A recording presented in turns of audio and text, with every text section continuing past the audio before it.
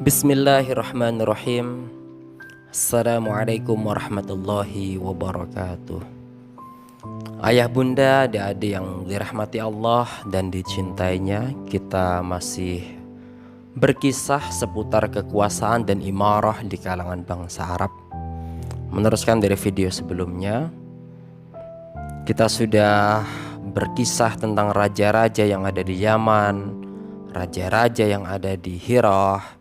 Dan sekarang kita akan berkisah sedikit tentang raja-raja di Syam yang akan kita lanjutkan, tentang imarah yang ada di Hijaz. Nah, raja-raja di Syam pada masa bangsa Arab banyak diwarnai perpindahan berbagai kabilah. Maka suku-suku Qudu'ah juga ikut berpindah ke berbagai daerah di pinggiran Syam dan mereka menetap di sana. Mereka adalah Bani Sulaih bin Halwan. Bani Sulaih bin Halwan. Di antara mereka adalah Bani Doja'am bin Sulaih yang dikenal dengan sebutan Doja'amah. Mereka dipergunakan bangsa Romawi sebagai tameng untuk menghadapi gangguan orang-orang Arab dan sekaligus sebagai benteng pertahanan untuk menghadang bangsa Persia. Untuk itu, bangsa Romawi mengangkat seorang raja dari suku ini yang berlangsung hingga beberapa tahun. Raja mereka yang terkenal adalah Ziyad bin Habulah. Kekuasaan mereka bertahan sejak awal abad kedua Masehi hingga akhir abad ini. Kekuasaan mereka berakhir setelah kedatangan suku Ghassan yang dapat mengalahkan Doja'amah. Bangsa Romawi mengangkat mereka sebagai raja bagi semua bangsa di Syam. Ibu kotanya adalah Dumatul Jandal. Dumatul Jandal. Suku Ghassan ini terus berkuasa sebagai kaki tangan Imperium Romawi hingga meletus, pecah Perang Yarmuk pada tahun 13 Hijriah. Raja mereka yang terakhir, Jabalah bin Al-Ayham, dapat ditarik masuk ke dalam Islam pada masa Amirul Mukminin Umar bin Al-Khattab. Nah, dari raja-raja di Syam ini kita langsung ingin bercerita tentang imarah yang ada di Hijaz. Ayah bunda dan adik-adik yang dirahmati dan dicintai Allah, Ismail alaihissalam menjadi pemimpin Makkah dan menangani Ka'bah selama hidupnya. Beliau meninggal pada usia 137 tahun. Masya Allah, usia yang sangat-sangat panjang kalau itu terjadi di kita, betul ya? Dua putra beliau menggantikan kedudukannya, yaitu Nabat yang disusul Oidar. Ada yang berpendapat Al-Aqs.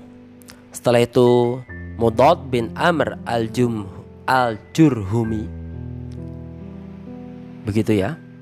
Maka kepemimpinan Makkah beralih ke tangan orang-orang Jurhum dan terus berada di tangan mereka. Anak-anak Ismail merupakan titik pusat kemuliaan, sebab ayahnya lah yang telah membangun Ka'bah dan mereka tidak mempunyai kewenangan hukum sama sekali. Nah, seiring dengan perjalanan waktu, lama-kelamaan anak keturunan Ismail semakin tenggelam, hingga keberadaan Jurhum semakin bertambah lemah dengan kemunculan Bukhtanasor. Bintang Bani Adnan dalam bidang politik mulai redup di langit Makkah sejak masa itu. Buktinya, saat Bukhtanasor berperang melawan bangsa Arab di Dhatu Iraq, pasukan bangsa Arab saat itu tidak berasal dari Bani Jurhum. Bani Adnan berpencar ke Yaman pada saat perang Bukhtanasor II, yaitu pada tahun 587 sebelum Masehi. Lalu pergi bersama Ma'ad Ma'ad ke Syam. Setelah tekanan Bukhtanasar mulai mengendor, maka Ma'ad kembali ke Makkah. Namun dia tidak mendapatkan seorang pun dari Bani Jurhum kecuali Jurshum bin Jalhamah. Lalu dia menikahi anak putrinya namanya Mu'anah dan melahirkan Nizar. Setelah itu keadaan Bani Jurhum mulai suram di Makkah dan posisi mereka semakin terjepit. Seringkali mereka berbuat semena-mena terhadap para utusan yang datang ke sana dan menghalalkan harta di Ka'bah. Hal ini membuat murka orang-orang Bani Adnan. Tatkala Bani Khuza'ah tiba di Mar Zahran dan bertemu dengan orang-orang Bani Adnan dari Jurhum, serta atas bantuan suku-suku Adnan yang lain, mereka menyerang Jurhum hingga dapat diusir dari Makkah. Maka Bani Khuza'ah berkuasa di sana pada pertengahan abad kedua Masehi.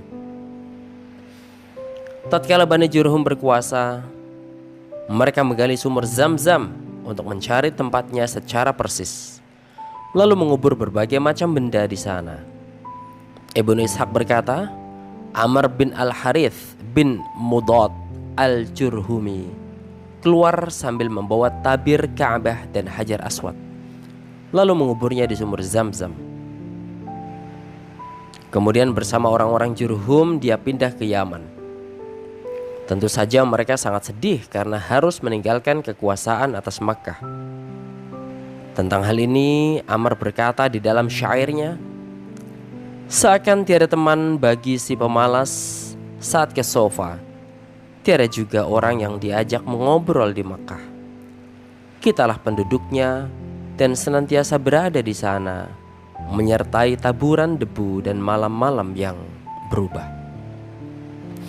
Ayah, bunda, dan adik-adik yang dirahmati Allah Subhanahu wa ta'ala, zaman Ismail alaihissalam diperkirakan pada 20 abad sebelum Masehi. Itu ya, 20 abad sebelum Masehi. Itu zaman Ismail alaihissalam. Sementara keberadaan Jurhum di Makkah kira-kira selama 21 abad. Mereka berkuasa selama 20 abad. Khuza'ah menangani urusan kota Makkah bersama-sama Bani Bakr. Hanya saja kabilah-kabilah Mudor juga mempunyai 3 bidang penanganan, yaitu yang pertama, menjaga keamanan manusia dari Arafah hingga Muzdalifah dan memberi perkenan kepada mereka saat meninggalkan Mina, yang boleh dilakukan setelah Bani Gauth bin Murrah dari suku Ilyas bin Mudor yang disebut Saufah. Dengan kata lain, manusia tidak boleh melempar jumrah kecuali setelah ada seseorang dari Saufah yang melakukannya. Jika semua orang sudah selesai melempar jumrah dan hendak meninggalkan Mina, maka orang-orang Saufah berada di antara dua sisi Aqabah, dan tak seorang pun boleh lewat kecuali setelah mereka lewat. Setelah itu, orang-orang diperbolehkan lewat. Setelah orang-orang Saufah musnah, tradisi ini dilanjutkan Bani Sa'ad bin Zaid dari Tamim. Itu yang pertama, bidang penanganan kabilah-kabilah Mudor. Yang kedua, pelaksanaan ifadah, bertolak dari Juma' ke Mina, yang menjadi wewenang Bani Udwan. Dan yang ketiga, penanganan air minum selama bulan-bulan suci, yang menjadi wewenang Bani Tamim bin Adi dari Bani Kinanah. Nah, ayah bunda dan adik-adik, kekuasaan Khuza'ah di Makkah berlangsung selama 300 tahun. Pada masa kekuasaan mereka, orang-orang Bani Adnan berpencar di Najd, di pinggiran negeri Irak dan Bahrain. Sedangkan di pinggiran Makkah ada suku-suku dari Quraisy, yaitu Hurul dan Hurum, serta suku-suku lain dari Bani Kinanah. Bani Kinanah ini tidak mempunyai wewenang sedikit pun untuk menangani Makkah dan Baitul Haram, hingga muncul Qusay bin Kilab.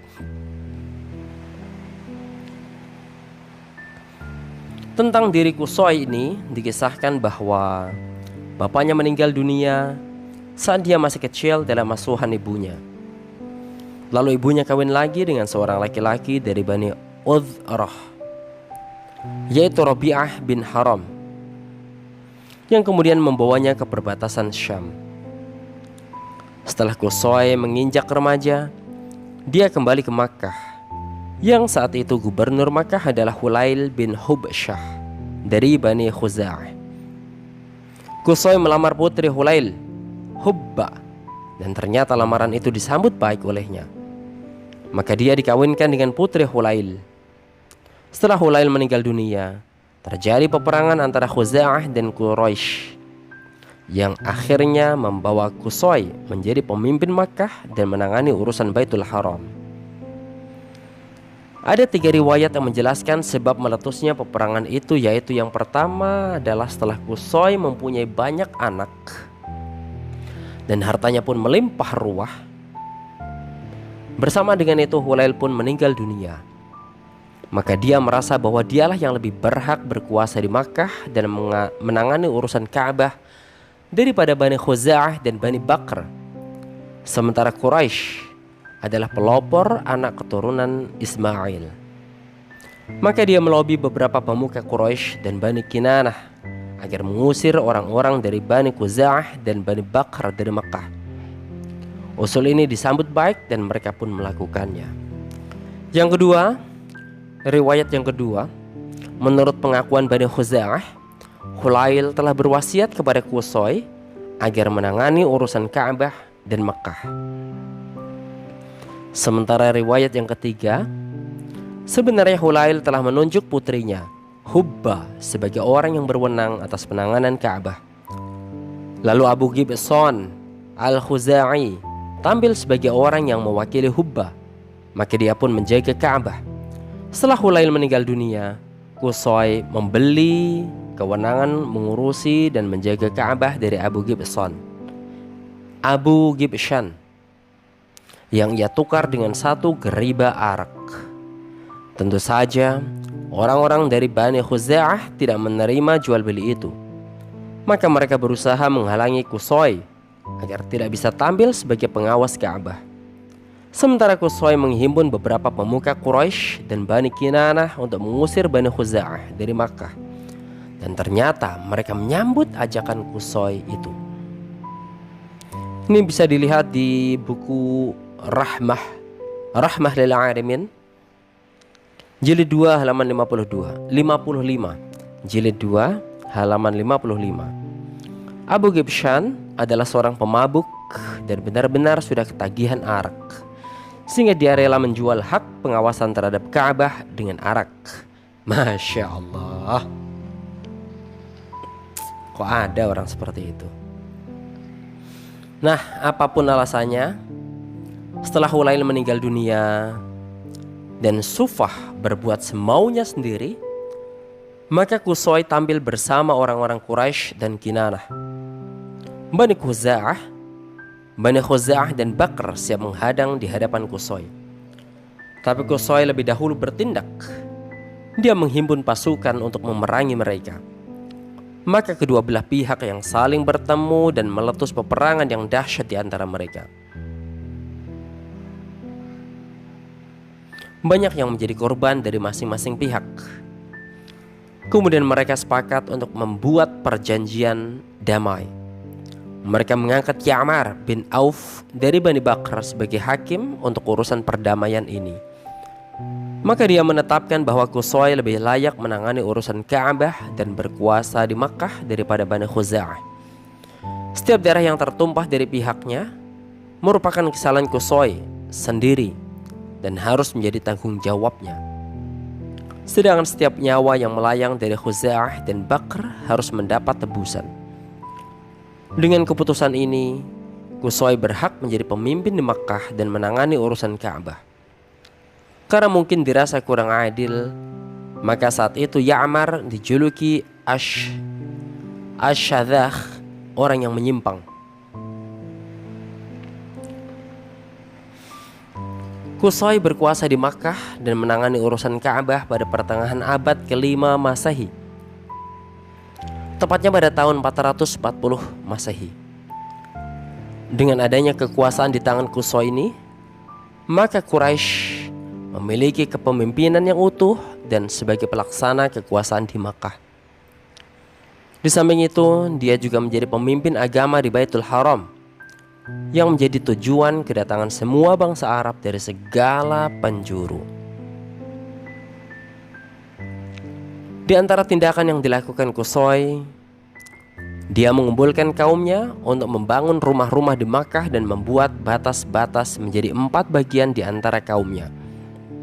Setiap kaum dari Quraisy harus menempati tempat yang telah ditetapkan bagi masing-masing. Dia menetapkan tempat bagi Nas'ah, keturunan Safwah, Adwan dan Murrah bin Auf.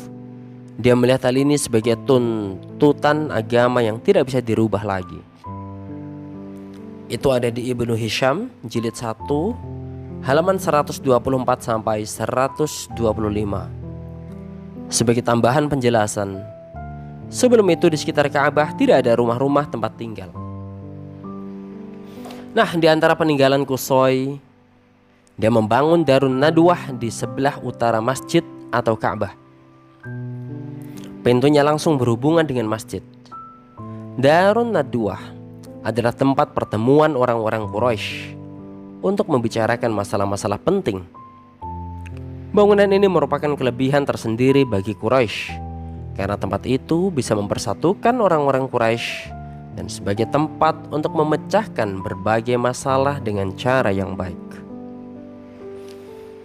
Qusay mempunyai beberapa wewenang dalam kekuasaannya, yaitu yang pertama, sebagai pemimpin di Darun Nadwah. Di tempat itu, para pemimpin Quraisy mengadakan musyawarah untuk memecahkan masalah-masalah penting yang mereka hadapi dan juga untuk menikahkan anak-anak putri mereka. Wewenang yang kedua yang dimiliki Qusay adalah pemegang panji. Tak seorang pun berhak memegang panji atau bendera perang kecuali di tangannya. Yang ketiga, wewenang yang ketiga yang dimiliki Qusay adalah hijabah atau wewenang menjaga pintu Ka'bah. Tak seorang pun boleh membuka pintu Ka'bah kecuali dia. Dengan begitu, dia pula yang berhak mengawasi dan menjaganya. Yang keempat, memberi minum orang-orang yang menunaikan haji. Dia bertanggung jawab mengisi tempat-tempat air bagi orang-orang yang menunaikan haji, dan ditambah dengan sedikit kurma atau anggur kering, sehingga semua orang yang datang ke Makkah bisa minum sepuas-puasnya. Yang kelima, yang terakhir, wewenang Qusay adalah jamuan bagi orang-orang yang menunaikan haji. Maksudnya, dia menyediakan jamuan yang disajikan bagi orang-orang yang menunaikan haji lewat undangan. Untuk itu, Qusay meminta pajak kepada orang-orang Quraisy pada musim haji yang harus diserahkan kepada Qusay maksudnya. Dengan pajak yang terkumpul itu, dia bisa membuat makanan untuk disajikan kepada mereka, khususnya mereka yang tidak banyak hartanya dan tidak mempunyai bekal yang memadai. Semua itu menjadi wewenang di tangan Qusay. Sebenarnya Abdu Manaf, anak yang kedua, lebih terpandang dan dihormati hidupnya. Berbeda dengan kakaknya Abduddar yang kurang disukai. Maka Qusay pernah berkata kepadanya, Aku akan mempertemukan dirimu dengan semua kaum jika memang menganggapmu lebih terhormat. Namun akhirnya Qusay menyerahkan kekuasaan kepada Abduddar kakaknya demi kemaslahatan Quraisy. Dia berikan kewenangan untuk mengurus Darun Nadwah, hijabah, panji, penyediaan air dan makanan. Qusay tidak menentang dan menyanggah apapun yang dilakukan anaknya Abduddar. Kewenangan yang berjalan semasa hidup Qusay dan sepeninggalnya ini dianggap layaknya agama yang harus diikuti. Setelah Qusay meninggal dunia, kewenangan ini terus dijalankan anak-anaknya dan tidak ada perselisihan di antara mereka. Tetapi setelah Abdu Manaf meninggal dunia, kerabatnya dari keturunan pamannya mulai mengusik kedudukan-kedudukan itu. Karena masalah ini, Quraisy terbagi menjadi dua kelompok dan hampir saja mereka saling berperang. Tapi mereka segera berdamai dan sepakat untuk membagi kedudukan-kedudukan tersebut. Akhirnya ditetapkan kewenangan mengurus air minum dan makanan diserahkan kepada keturunan Abdu Manaf, sedangkan urusan Darun Nadwah, Panji dan Hijabah diserahkan kepada keturunan Abduddar. Keturunan Abdu Manaf menetapkan untuk membuat undian, siapakah yang berhak mendapatkan kedudukan ini. Akhirnya undian itu jatuh kepada Hashim bin Abdi Manaf. Dialah yang berwenang menangani penyediaan air minum dan makanan sepanjang hidupnya. Setelah Hashim meninggal dunia, kedudukan ini dilanjutkan saudaranya Al-Muttalib bin Abdi Manaf.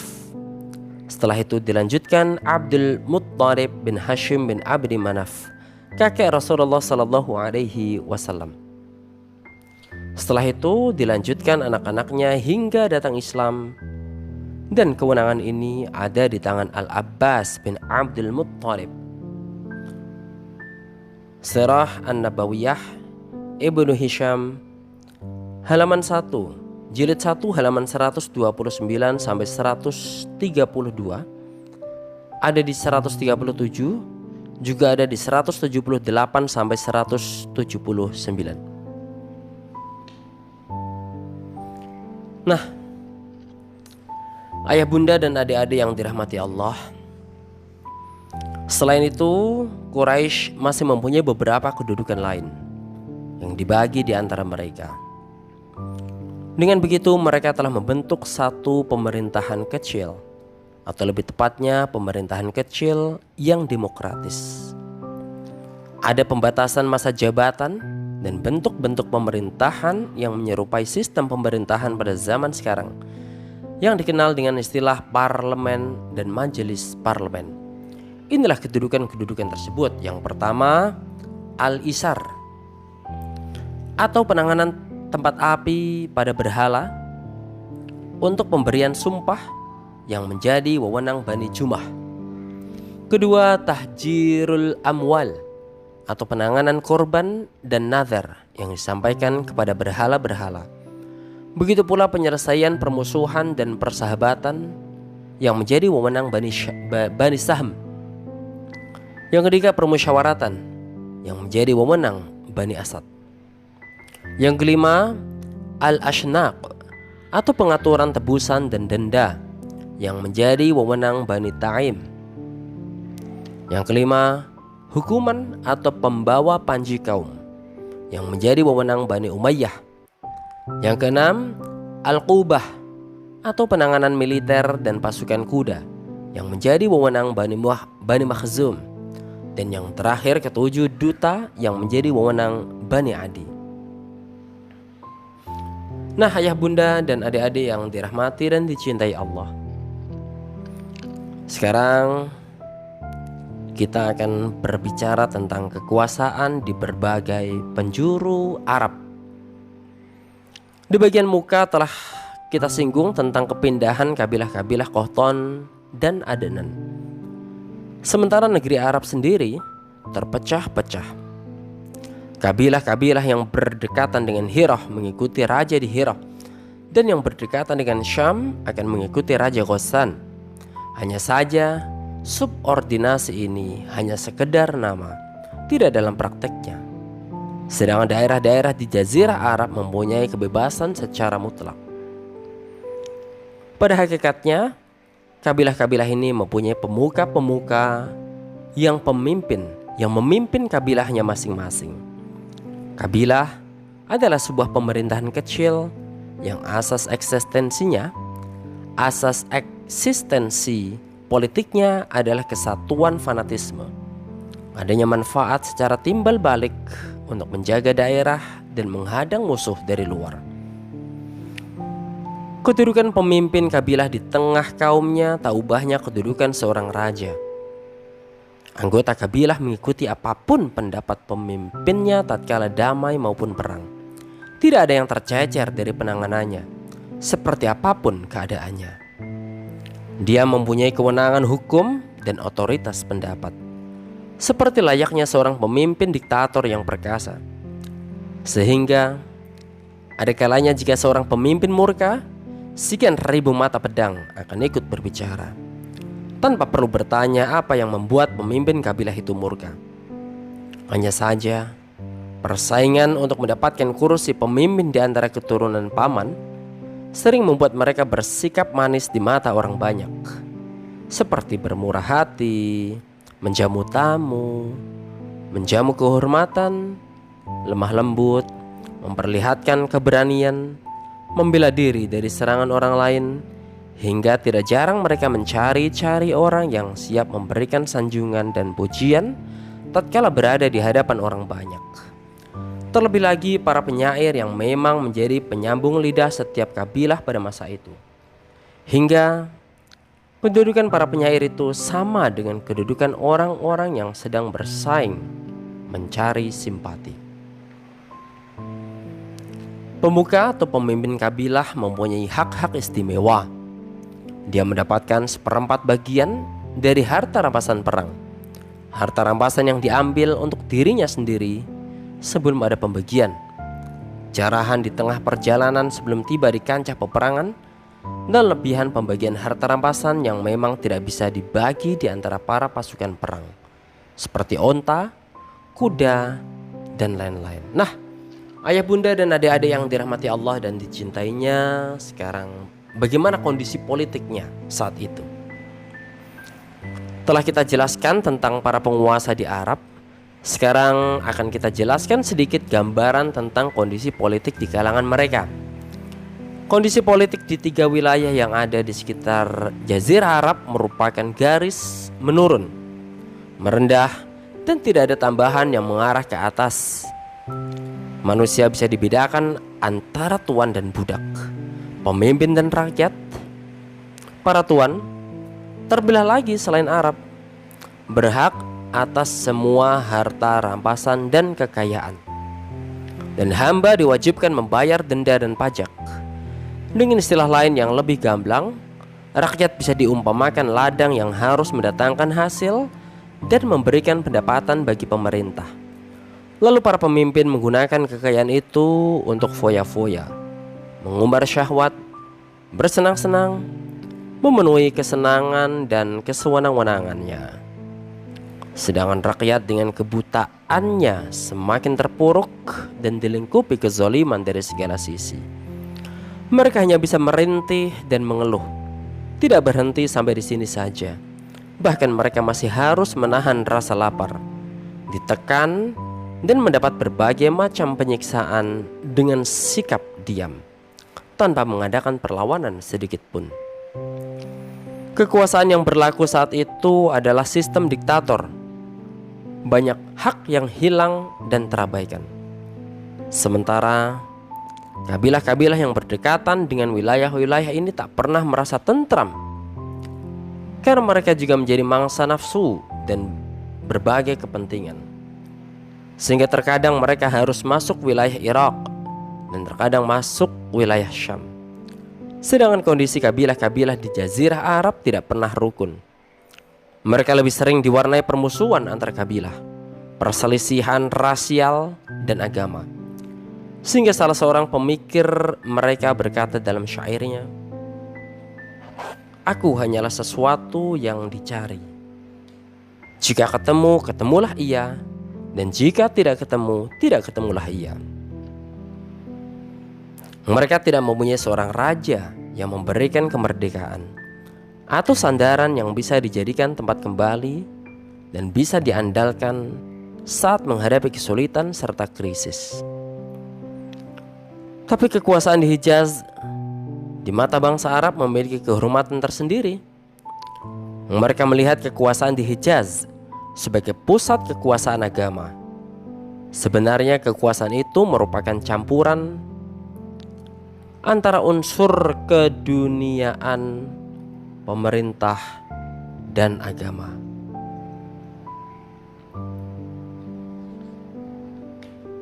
Yang berlaku di kalangan bangsa Arab dengan istilah kepemimpinan agama. Mereka berkuasa di tanah suci dengan sifatnya sebagai kekuasaan yang mengurus para peziarah Ka'bah dan pelaksana hukum syariat Ibrahim. Mereka mempunyai pembatasan masa jabatan dan bentuk-bentuk pemerintahan yang menyerupai sistem parlemen pada zaman sekarang. Seperti yang sudah kita singgung di atas. Tetapi kekuasaan ini amat lemah dan tidak mampu mengemban beban seperti yang terjadi pada peperangan melawan orang-orang Habasyah. Ayah, bunda, dan adik-adik yang dirahmati dan dicintai Allah, demikianlah kisah yang berbicara tentang kekuasaan dan imarah di kalangan bangsa Arab. Wabil khusus cerita kisah tentang raja-raja yang ada di Yaman, di Hirah, di Hijaz, di Syam, raja-raja di Syam, dan imarah yang ada di Hijaz, termasuk tentang kondisi perpolitikan mereka.